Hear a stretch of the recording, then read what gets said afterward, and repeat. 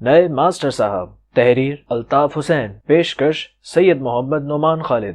نئے ماسٹر صاحب، ایک مسکراتی تحریر، جون 1998 میں انوکھی کہانیاں میں شائع ہوئی، ملاحظہ کیجیے۔ سر پر ترکی ٹوپی، ناک پر گول موٹے شیشوں کی اینک، 1 سینٹی میٹر لمبی ہٹلر کٹ مونچھیں، ستواں ناک، پتلے پتلے ہونٹ، چھوٹے موٹے کان، خشخشی داڑھی، دبلا پتلا جسم، کرتا پاجامہ اور شیروانی میں ملبوس، پاؤں میں 2 انچ موٹے تلے کی چپل اور ہاتھ میں موٹی سی خمدار چھڑی، جو چھڑی کم اور چھڑا زیادہ دکھائی دیتی تھی۔ جناب، یہ تھے ہمارے حساب کے نئے ماسٹر صاحب۔ کلاس روم میں تشریف لانے کے بعد وہ کچھ دیر تک لڑکوں کو عجیب و غریب نظروں سے دیکھتے رہے۔ بعد ازاں انہوں نے اپنے 20 سالہ تجربات سے بھرپور دور کے کارہائے نمایاں کا تذکرہ جو شروع کیا تو پورا پیریڈ اس انٹروڈکشن کی بھیٹ چڑھ گیا۔ آخر میں بولے، دیکھو، مجھے کوئی ایسا ویسا ماسٹر سمجھنے کی حماقت ہرگز نہیں کرنا۔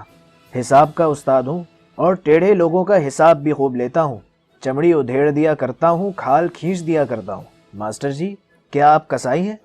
یہ آواز ساجد ککڑ کی تھی۔ پوری کلاس اس شوشے پر زوردار کہوں سے گونج اٹھی۔ کھی بند، یہ کون ہے بے ادب گستاخ؟ ماسٹر صاحب پھک شیر کی طرح دھاڑے۔ جب کلاس روم کے کسی حصے سے اقرار جرم کی خبر نہ آئی تو ان کا پارا چڑھ گیا اور کلاس روم ایک بار پھر ان کی گرجدار آواز سے بما ہمارے دلوں کے دہل کر رہ گئی۔ کون تھا یہ گستاخ خصلت؟ سامنے آ جائے، قسم اللہ پاک کی ایسا حساب لوں گا کہ ساری عمر یاد رکھے گا۔ میں کہتا ہوں شرافت سے باہر آ جا۔ ماسٹر جی، شرافت آج غیر حاضر ہے، ساجد ککڑ نے آواز بدل کر اطلاع دی۔ وہ لمبے لڑکوں کی آڑ میں آخری بینچ پر بیٹھا ہونے کی وجہ سے ماسٹر صاحب کو کلیئر دکھائی نہیں دے رہا تھا۔ میں آخری بار وارننگ دے رہا ہوں، تم میں سے جو بھی یہ گند کر رہا ہے سیٹ چھوڑ دے۔ اس ملک میں کون سیٹ چھوڑتا ہے ماسٹر صاحب؟ ساجد ککڑ اب بھی باز نہ آیا۔ تمام لڑکے بینچوں پر کھڑے ہو جائیں۔ ماسٹر صاحب غصے کی شدت سے لرزتے ہوئے چیخے۔ لڑکوں نے ان کے حکم کی فوراً تعمیل کی اور بینچوں پر کھڑے ہو گئے۔ انہوں نے تمام لڑکوں کے فوٹوگرافز کا باری باری معائنہ شروع کر دیا۔ جس لڑکے کے سامنے جاتے اسے سر سے پاؤں تک دیکھتے ہوئے ہوں کہتے اور پھر ہاں کہتے ہوئے اگلے ملزم کی طرف بڑھ جاتے۔ تم لوگوں کا ڈسپلن بھی خاصا لوز ہے۔ یہ بڑے بڑے بال، لگتا ہے آج ہی جنگل سے واپسی ہوئی ہے۔ کل ہر لڑکا بال کٹوا کر آئے گا۔ جس لڑکے کے بال آدھے انچ سے بڑے ہوں گے اسے نہیں بخشوں گا، گنجا کرا دوں گا۔ معائنہ کرنے کے بعد ماسٹر صاحب نے روح فرسا حکم جاری کیا اور ہوا کے جھونکے کی طرح کلاس روم سے باہر نکل گئے۔ دوسرے دن ہم میں سے کوئی بھی بال کٹا کر نہیں آیا تھا۔ ہر کسی نے یہی سمجھا کہ ماسٹر صاحب نے ایسے ہی سوکھی تڑی لگائی ہے۔ ایسا کیسے ہو سکتا ہے کہ ماسٹر صاحب گنجا کرائیں گے؟ بس یہی ہم سب کی اجتماعی غلطی تھی، بلکہ غلطان تھی۔ تیسرے پیریڈ کی اطلاعی گھنٹی بجتے ہی ماسٹر صاحب چھڑی بجاتے ہوئے کلاس روم میں آ دھمکے۔ ایک نظر غور سے لڑکوں کو دیکھا اور پھر بغیر کچھ کہے سنے کلاس روم سے باہر نکل گئے۔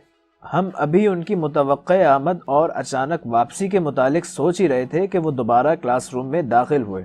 اس بار وہ اکیلے نہیں تھے، ان کے ساتھ ایک صاحب بھی تھے جنہوں نے ہاتھ میں ایک چھوٹی سی صندوقچی اٹھا رکھی تھی اور اس صندوقچی پر سرخ رنگ سے جلی حروف میں کلو حجام تحریر تھا۔ اس خلاف توقع صورتحال سے ہر لڑکے کے قدموں تلے سے زمین سلپ ہو گئی اور چہروں پر وقت سے پہلے 12 بجنے لگے۔ ہر کسی کو اپنے بالوں کی موت کلو حجام کی شکل میں دکھائی دینے لگی۔ اس دوران ماسٹر صاحب کلاس روم کے تمام کھڑکیاں دروازے مضبوطی سے بند کر چکے تھے، گویا مظلوموں کے فرار کی تمام راہیں کلی طور پر بند کر دی گئی تھیں۔ کلو حجام اپنی پوزیشن سنبھال چکا تھا۔ باہر آ جاؤ، ماسٹر صاحب نے بڑے پیار سے زاہد کو حکم دیا۔ جی، زاہد کے منہ سے رو دینے والے انداز میں نکلا۔ آجا میرے فرما بردار بچے، باہر آجا۔ ماسٹر صاحب کے لہجے میں بلا کا پیار تھا۔ بڑے معصوم، بڑے مسکین، بڑے بھولے بھالے ہو۔ ماسٹر صاحب دوبارہ گویا ہوئے، لیکن اگلے ہی لمحے ان کا لہجہ کنین جیسا کڑوا ہو گیا۔ چل باہر آ جی کے بچے، ادھر کلو کے سامنے پیش ہو جا۔ ماسٹر صاحب، آج معافی دے دیں، میں کل ضرور بال کٹوا کر آؤں گا، وعدہ۔ زاہد گڑ گڑایا۔ میں جو کہہ رہا ہوں وہ کر۔ معافی کا لفظ میری لغت میں ہے ہی نہیں، خصوصاً تم جیسے بدتمیز اور نافرمانوں کے لیے۔ मास्टर साहब ने गुस्से से गरजते हुए छड़ी हिलाई और जाहिद ने पेशबीनी से काम लेते हुए हिरन की तरह चौकड़ियां भरते हुए कल्लू के रूबरू हाजिरी दे दी। कल्लू जाहिद को देखकर पहले तो बड़े मायनी खेज अंदाज में मुस्कुराया और फिर चुल्लू में पानी भरकर उसके सर की खूब रगड़ाई करने के बाद कार्रवाई शुरू कर दी। 9:15 मिनट बाद जाहिद की टिंड सूरज को भी शर्मा रही थी। क्या गंज है, क्या टिंड है, वाह वाह वाह, क्या बात है मेरे चांद की। साजिद कुक्कड़ क्राइसिस में भी खामोश न रह सका। चुप हो जा इब्लीस के चेले, तेरा नंबर भी बस आया चाहता है, तेरी बोलती भी बंद हो जाएगी, सब्र के साथ इंतजार कर मेरे लाडले कव्वे, मास्टर साहब चहके। महानामा अनोखी कहानियां। अगस्त सन 1991 से मुसलसल शाया होने वाला बच्चों का मुमताज रिसाला अनोखी कहानियां, मुसलसल 5 बार अवार्ड याफ्ता। इसमें पढ़ें माशरती, इस्लाही, जासूसी और साइंस फिक्शन पर मबनी अनोखी अनोखी कहानियां। रिसाला मंगवाने के लिए राब्ता करें पीओ बॉक्स नंबर 4252 कराची या अभी फोन मिलाएं 03332172 गंजा मिशन जारी था। एक के बाद दीगर लड़कों की टिंडें चमकती गई। जो भी टिंड कराकर उठता हसरत से एक नज़र ज़मीन पर बिखरे अपने बालों पर डालता और दूसरी नज़र तो शर्मिंदगी के बोझ से उठने के काबिल न रहती। अपने गंज पर कफ़े अफसोस मलता हुआ खामोशी से बारिश में भीगे हुए कव्वे की तरह चलता हुआ अपनी सीट पर आ बैठता और अपने साथियों की दुर्गत बनती देखकर मुस्कुराए जाता। 7वां नंबर हमीद ढोल का था। चलो आ जाओ इधर।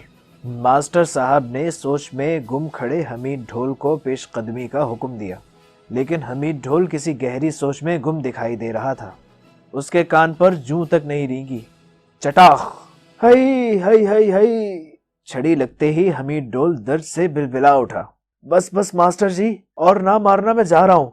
हमीद ढोल ने हाथ जोड़ते हुए इल्तिजा की। चल। मास्टर साहब ने छड़ी का रुख नीचे करते हुए ऑर्डर दिया और हमीद ढोल पत्थर की तरह लुढ़कता हुआ कल्लू के सामने जा बैठा। कुछ देर बाद वो फारिगुल बाल होकर अपनी सीट पर अदब से निगाहें झुकाए बैठा था।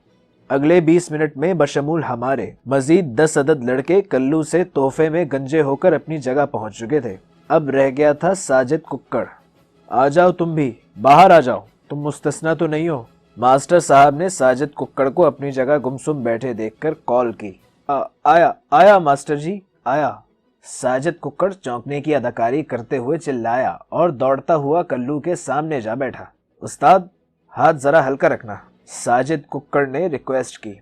अच्छा ठीक है, कल्लू ने मुस्कुराते हुए जवाब दिया और फिर मास्टर साहब की तरफ मुड़कर बोला, ये कह रहा है हाथ जरा हल्का रखना, चल उठ जा। मास्टर साहब बोले। साजिद कुक्कड़ यूं फुर्ती से उठा जैसे मास्टर साहब ने इसे बरी करने का हुक्म दे दिया हो। 4 का हिस्सा बन जा। जी? साजिद कुक्कड़ कुछ ना समझते हुए बोला। 4 का हिस्सा बन जा। मैंने कल कहा था ना कि मैं हिसाब का मास्टर हूँ और हिसाब के तरीके से बिगड़ों का हिसाब लेता हूँ। शाबाश, देर ना कर, बन जा 4 का हिस्सा। वो किस तरह बनते हैं मास्टर जी? इधर कुर्सी पर बैठ जा। मास्टर साहब ने छड़ी कुर्सी पर मारते हुए कहा। साजिद कुक्कड़ कुर्सी पर बैठ चुका तो मास्टर साहब ने उसे थोड़ा सा उठने का कहा। जैसे ही वो जरा सा ऊपर उठा, इन्होंने कुर्सी नीचे से निकाल दी। ले भाई, इसे कहते हैं 4 का हिस्सा बनना। अब ना तो इस पोजीशन से ऊपर होना है और ना ही नीचे। कल्लू इसी पोजीशन में तुझे गंजा करेगा। साजिद कुक्कड़ की जान अजाब में आ गई। 2 मिनट बाद ही उसकी टांगें कांपने लगी और सर से पांव तक पसीने में नहा गया। सितम बालाए सितम ये कि कल्लू ने भी उस तरह की रफ्तार कम कर दी।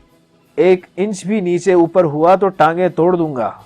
मास्टर साहब ने छड़ी लहराते हुए वार्निंग दी और डिसबैलेंस होते हुए साजिद कुक्कड़ ने एड़ी चोटी का जोर लगाकर खुद को बड़ी मुश्किल से कायम रखा।